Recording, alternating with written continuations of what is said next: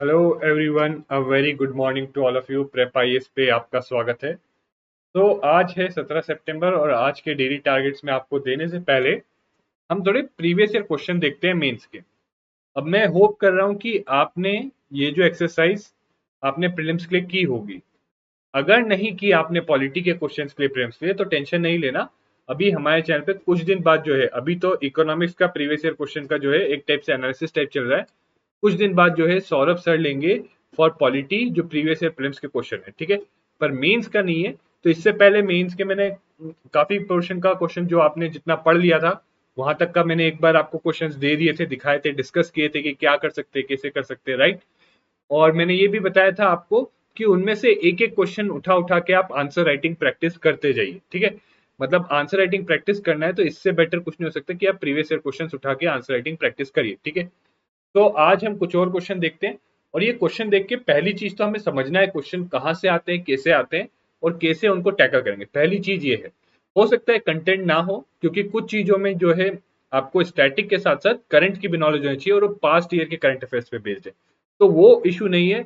Main आपको जो है चीजें समझनी है कि क्वेश्चन कहाँ से आते हैं और आपने जो पढ़ा है कैसे वो उसको यूज करके, कैसे आप जो अपना स्टैटिक पढ़ के और करंट पढ़ के दोनों को यूज करके जो ये क्वेश्चन कर सकते हो, ठीक है। तो पहला क्वेश्चन हम देखते हैं दैट इससे पहले हमने जो है आपका जो है कॉन्स्टिट्यूशनल फ्रेमवर्क वगैरह ये सब जो थे, inter state relation, federal relation, ये सारे क्वेश्चन तक हमने देख लिए थे, ठीक है। इससे पहले हमने ये सारा क्वेश्चन जो है देख लिया था, काफी पोर्शन, ठीक है। अब जो है उसके बाद जो सेंट्रल गवर्नमेंट स्टेट गवर्नमेंट है उस पे क्वेश्चंस बेस्ड आते हैं, जो जुडिशियरी को लेके, एग्जीक्यूटिव को लेके या पार्लियामेंट या स्टेट लेजिस्लेचर को लेके क्वेश्चन आते हैं, उसको आप देख रहे हैं, ठीक है। और अभी एक बार आप ये अपना ये पढ़ लीजिए, अगर ये जो है आपका लोकल गवर्नमेंट, फिर उसके बाद उस पर भी क्वेश्चंस डिस्कस करेंगे, ठीक है।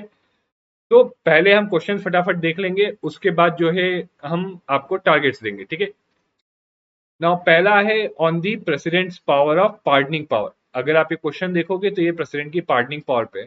अब देखो, it is a combination of static and dynamic.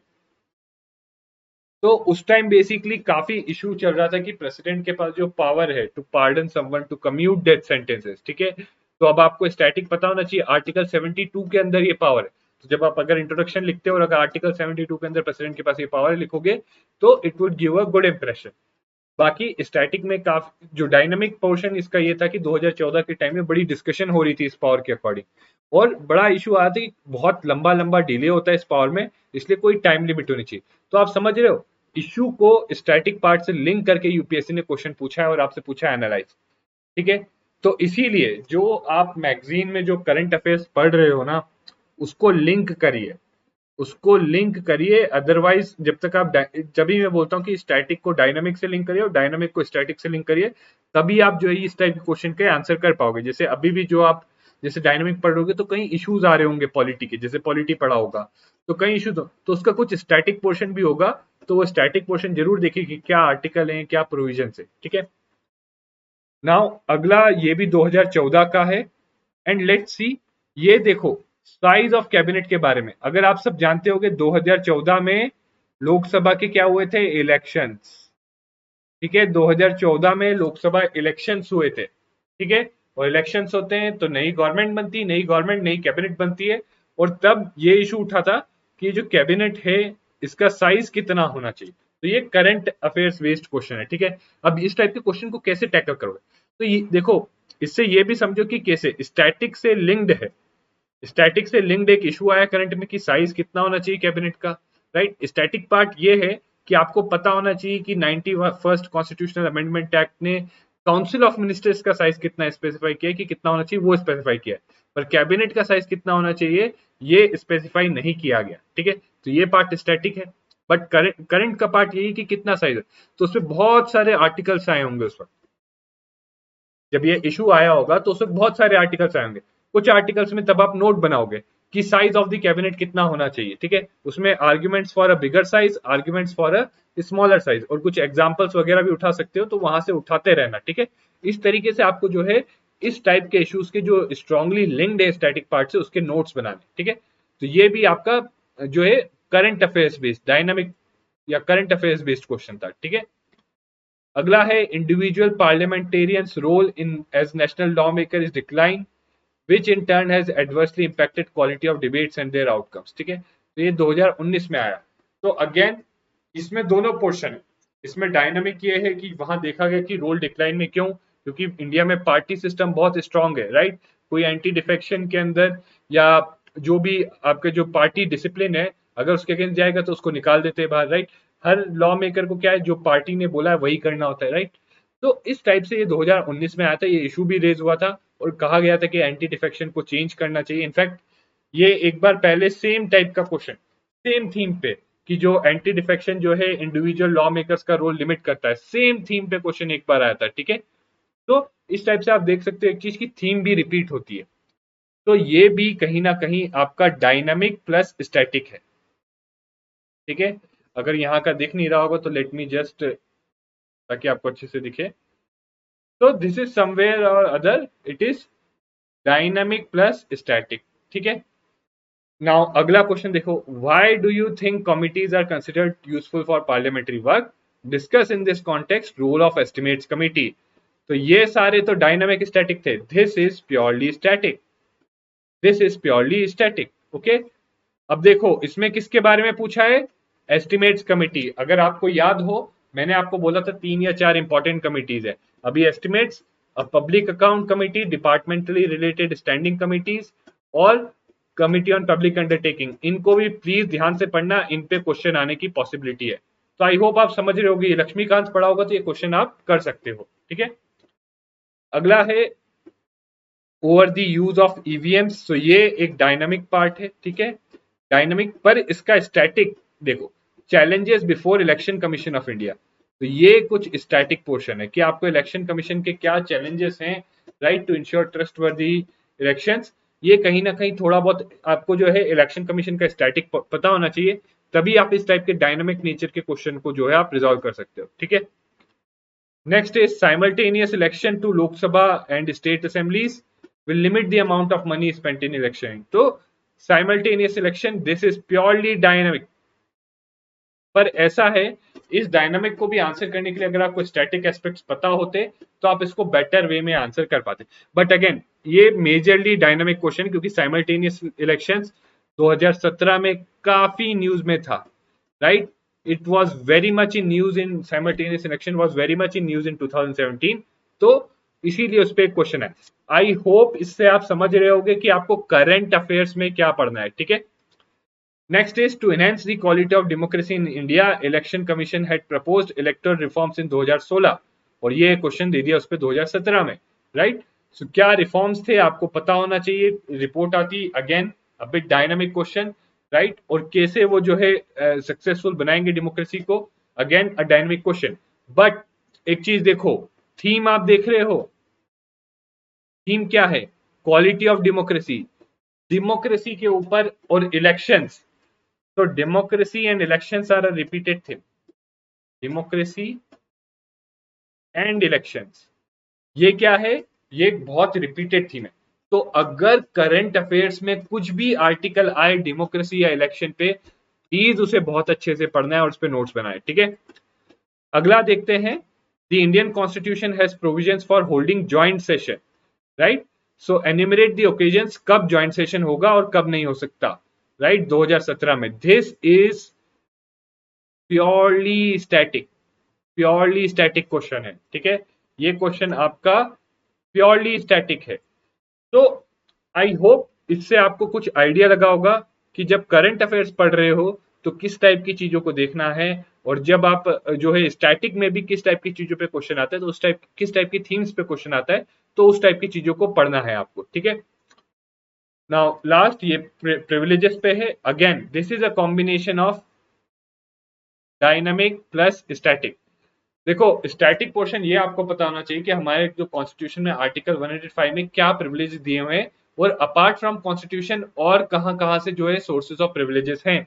अगर आपने पढ़ा होगा पार्लियामेंट वाला चैप्टर तो आपको पता होगा कि बहुत सारे अलग अलग सोर्सेस है। ठीक है, तो ये स्टैटिक पार्ट। बट डायनेमिक यही है कि बार बार, क्योंकि उस टाइम पे जो है प्रिविलेज की पावर का कहीं ना कहीं मिसयूज किया गया या कहीं ना कहीं क्वेश्चन उठाया गया इस प्रिविलेज की पावर पे यूज पे 2014 में।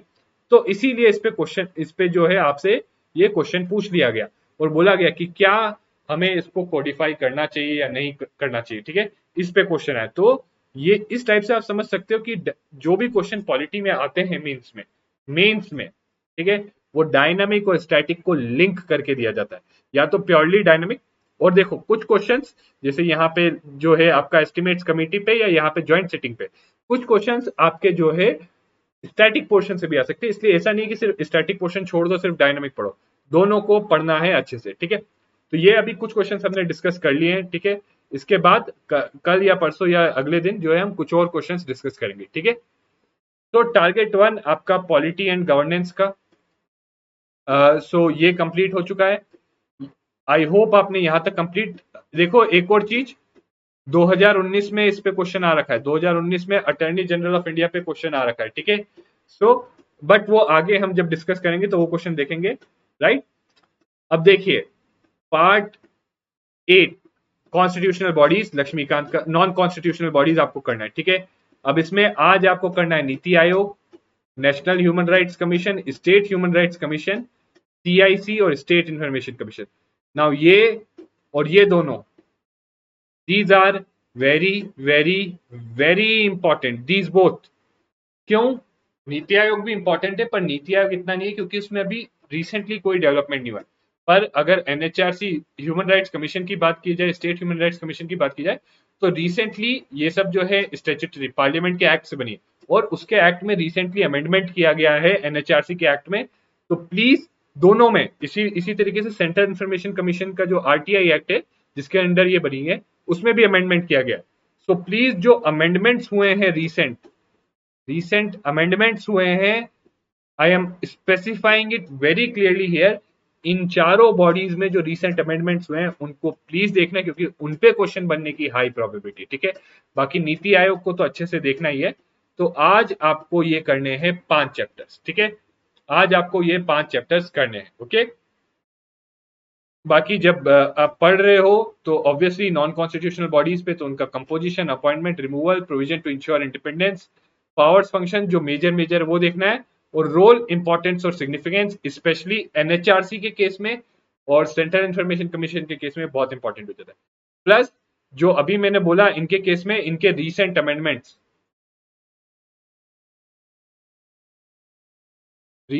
अमेंडमेंट्स ये भी देखना जरूरी है, ठीक है।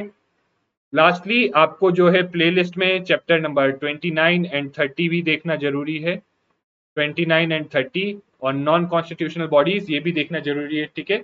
यू कुड सी दिस, इससे आप बहुत क्विकली जो है उसको इन चैप्टर्स को पढ़ सकते हो।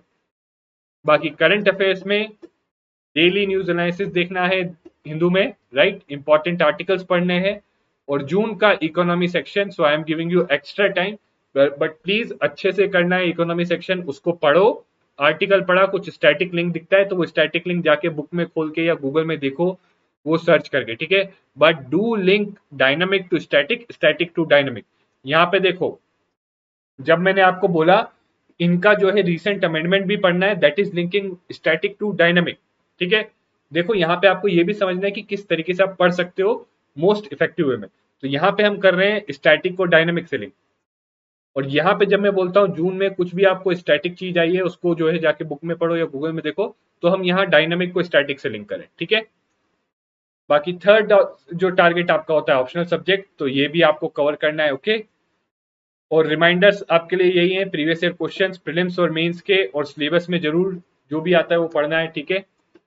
बाकी दूसरे सजेशंस ये हैं कि at least try to study for 8 hours, अगर बैकलॉग है तो एक्स्ट्रा टाइम दीजिए, बर्नआउट तो ब्रेक।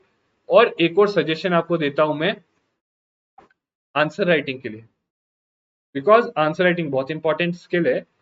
तो आंसर राइटिंग के लिए आपको क्या करना है, अब आपने काफी पढ़ लिया है, try to write at least one previous year question, एक प्रीवियस ईयर क्वेश्चन। जैसे अभी ये इतने सारे दिए, इनमें से इससे लास्ट टाइम भी मैंने प्रीवियस ईयर क्वेश्चन दिए थे और कहा था कि एक एक प्रीवियस ईयर क्वेश्चन उठा के आप उसके आंसर लिखते जाइए, राइट। अभी भी यही कर रहा हूं कि ये जो प्रीवियस ईयर क्वेश्चन है इनमें से एक एक उठाओ और उसके आंसर लिखो। देखो इससे ज्यादा इजी नहीं बना सकते आपके लिए, राइट, मतलब इससे ज्यादा स्पून फीडिंग होगा आपको।